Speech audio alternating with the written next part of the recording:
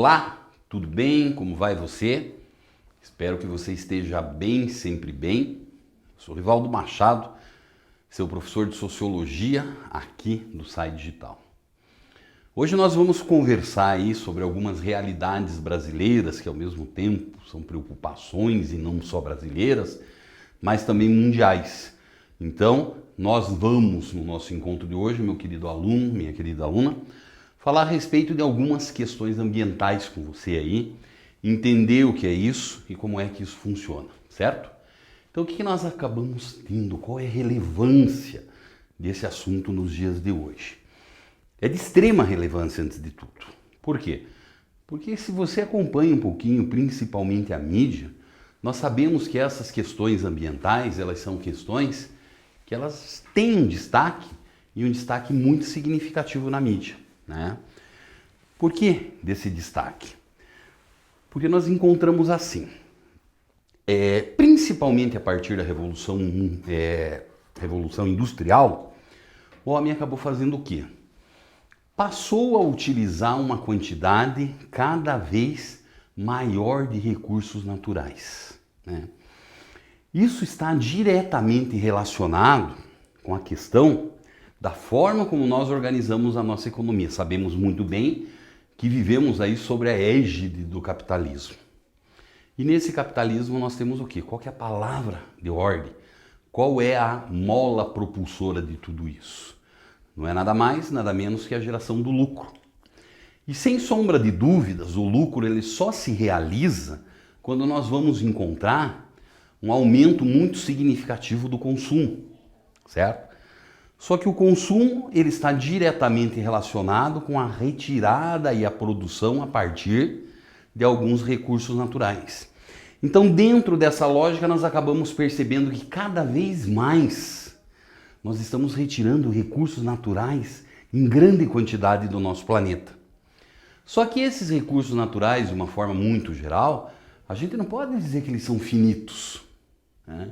Existe um determinado limite para isso. Por quê? Porque se a gente retirar em uma quantidade maior que a capacidade do planeta de repor isso, nós vamos estar quebrando, por assim dizer, toda uma lógica interna de um sistema.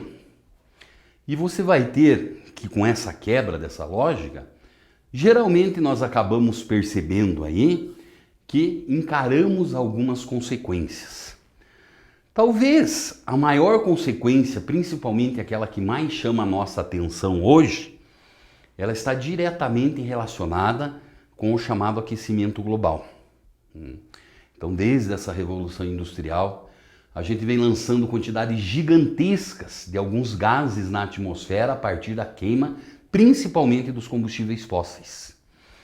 E essa quantidade de gases que se acumula cada vez mais na atmosfera, ela está tratando de reter uma quantidade maior de energia solar todo santo dia. Então, por conta disso, nosso planeta se aquece mais. Esse é o fenômeno conhecido como aquecimento global. E a principal consequência desse aquecimento global, nós temos o que? Seriam as mudanças climáticas. Que essa eu nem preciso explicar para você. Você sabe muito bem como ela funciona, né?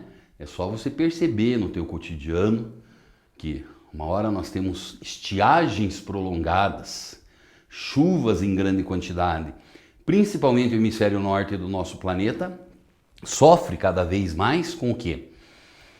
Com essa questão das nevascas no inverno que trazem prejuízos, todos esses acontecimentos gigantescos. Então, existe toda uma corrente de pensadores que acredita que isso está diretamente relacionado com os poluentes e a ação antrópica, a ação do homem sobre o meio. Daí nós acabamos tendo o quê? Nós vamos tentar agora inserir o Brasil dentro dessa realidade e essa acaba sendo uma realidade muito interessante. Por conta de quê? Por conta que o Brasil ele vai acabar tendo em todo esse movimento, toda essa discussão a respeito de algumas mudanças aí, um papel central. E esse papel central ele está relacionado, primeiro, com nossa extensão territorial. E a nossa extensão territorial vai ter, principalmente nessa região norte do Brasil, a presença da maior reserva de matéria orgânica do planeta, que nós chamamos aí de floresta amazônica.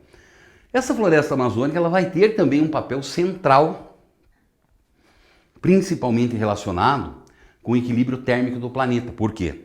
Porque as plantas lá fazem a tal da fotossíntese. E essa fotossíntese, como a gente bem sabe, ela vai retirar uma parte desses gases do efeito estufa, ou esses gases poluentes aí. Então daí sempre o Brasil, ele é destaque. Quando a gente fala em Amazônia, você pega lá o top 10 todo ano das expressões mais pesquisadas no Google, sempre aparece alguma coisa relacionada com a Amazônia. Então é de uma importância muito grande. Então hoje, como nós vamos tratar um pouquinho disso aqui, não é apenas e exclusivamente dessa questão do desmatamento que ele acontece na Amazônia. O que nós vamos tratar é de forma geral como é que se dá esse desmatamento no Brasil, quais são as suas principais causas e quais são também as suas principais consequências. Tá? Então o que acaba acontecendo? No Brasil nós vamos ter uma série de diferentes formações vegetais, de diferentes biomas aí.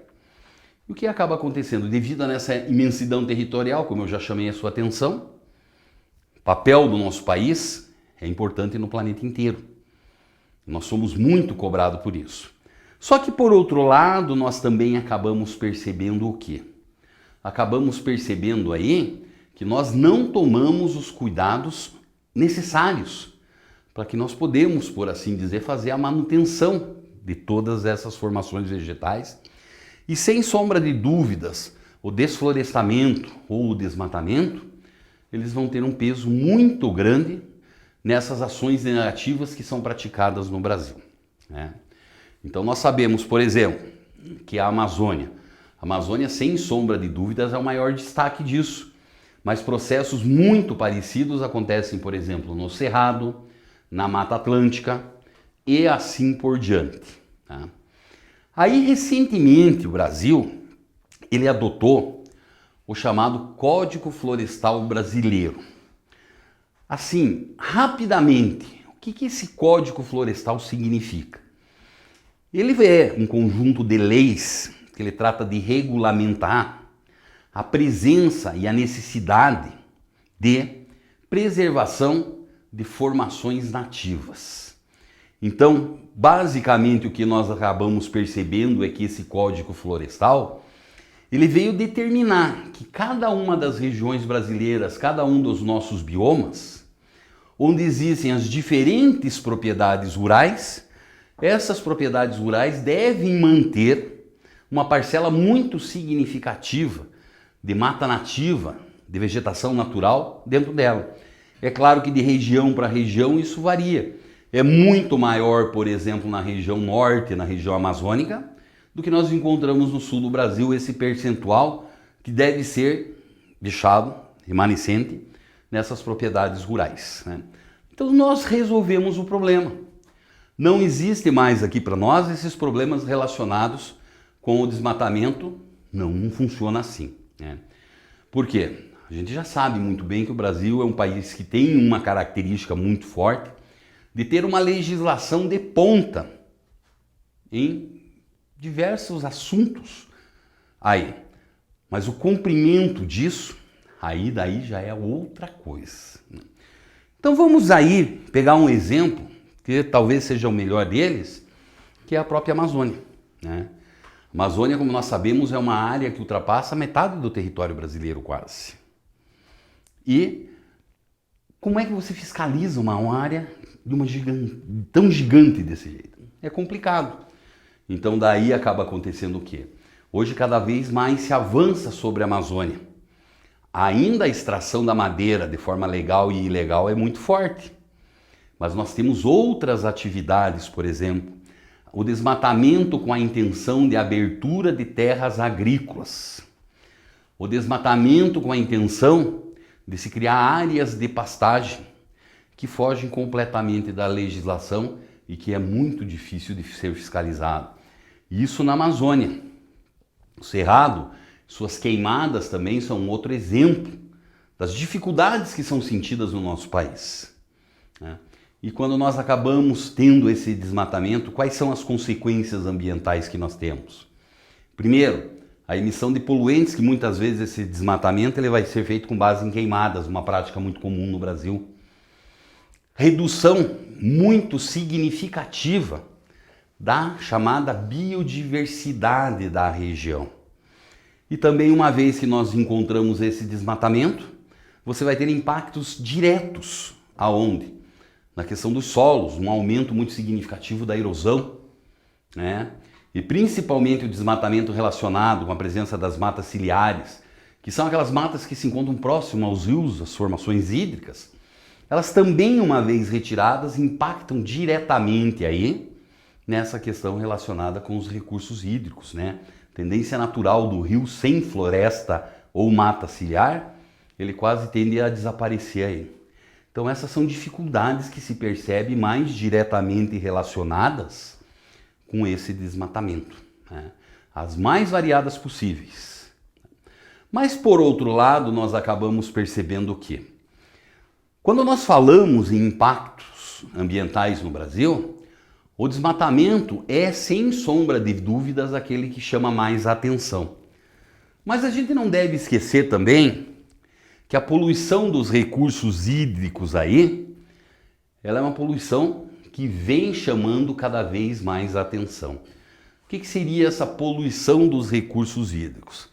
Então aqui nós temos mais ou menos uma tabelinha que ela procura mostrar como é que se dá a distribuição desses recursos hídricos pelo nosso país por região, né?